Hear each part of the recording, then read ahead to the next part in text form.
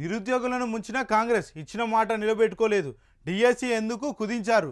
Mega DSC మాట మర్చిపోయారా? పోటీ పరీక్షలు నిర్వహించే పద్ధతి బాగోలేదు. కోదండరాం గౌరవం కాపాడుకోవాలి.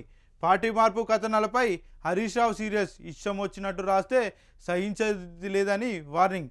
ఓట్ల కోసం నిరుద్యోగతకు మాయమాటలు చెప్పి కాంగ్రెస్ మోసం చేసిందని మాజీ మంత్రి బీఆర్ఎస్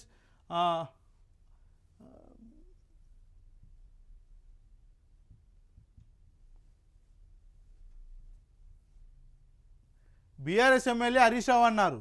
నిరుద్యోగ యువతకు ఇచ్చిన హామీలు కాంగ్రెస్ పార్టీ అటకెక్కించిందని, గ్రూప్ 1, గ్రూప్ 2, గ్రూప్ 3 అభ్యర్థులకు మొండి చేయి చూపించిందని హరీష్ రావు కాంగ్రెస్పై తీవ్ర స్థాయిలో విమర్శలు చేశారు. గ్రూప్ 1లో 1:100% చొప్పున మెయిన్స్ అవకాశం ఇస్తామని నమ్మించి మాట మార్చిందన్నారు.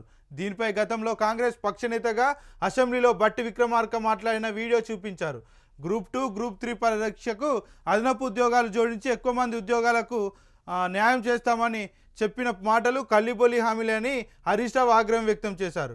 పోటీ పరీక్షల విషయంలో పరీక్షకు కనీసం 2 నెలల వ్యవధి ఉండాలని సూచించారు. అధికారంలోకి వచ్చే ముందు ప్రభుత్వం రాగానే జాబ్ క్యాలెండర్ ఇస్తామని చెప్పిన కాంగ్రెస్ 6 నెలలైనా ఎందుకు రిలీజ్ చేయలేదని ప్రశ్నించారు.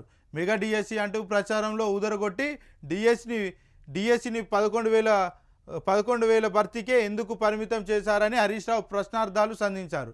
6 నెలల్లో 2 లక్షల ఉద్యోగాలను పూర్తి చేయాలని కోదండరాం సైతం పట్టించుకోవడం లేదని విద్యార్థులు ఆవేదన వ్యక్తం చేస్తున్నారన్నారు హరీష్.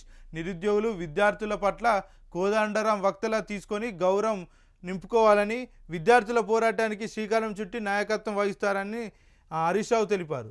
ఇక తాను పార్టీ మారుతున్నట్టు సోషల్ మీడియాలో జరుగుతున్న ప్రచారంపై సిద్దిపేట ఎమ్మెల్యే బీఆర్ఎస్ సీనియర్ నేత హరీష్ రావు స్పందించారు. బ్రేకింగ్ న్యూస్ కోసం, యూట్యూబ్లో వచ్చే వ్యూస్ కోసం ఇష్టం వచ్చినట్టు వార్తలు రాస్తే సహించేది లేదని ఆయన హెచ్చరించారు. సోషల్ మీడియాలో జరుగుతున్న తప్పుడు ప్రచారంపై హరీష్ రావు మండిపడ్డారు. హరీష్ రావు బీజేపీలోకి వెళ్తున్నారని, కాంగ్రెస్ పార్టీలో చేరబోతున్నారని, త్వరలో బీఆర్ఎస్ వర్కింగ్ ప్రెసిడెంట్గా బాధ్యతలు తీసుకోబోతున్నారని వచ్చిన వార్తలను ఆయన ఖండించారు. ఒక నాయకుడి గురించి ఏది పడితే అది రాస్తే ఆ నాయకుడి ప్రతిష్ట దెబ్బతింటుందని, మరోసారి ఎవరైనా ఇలాంటి తప్పుడు ప్రచారాలకు దిగితే చట్టపరంగా నోటీసులు పంపిస్తామని హెచ్చరించారు. ఏదైనా వార్త కావాల్సి వస్తే నిజాలు తెలుసుకోవాలనిపిస్తే ఎప్పుడైనా తనని సంప్రదించవచ్చని హరీష్ రావు అన్నారు.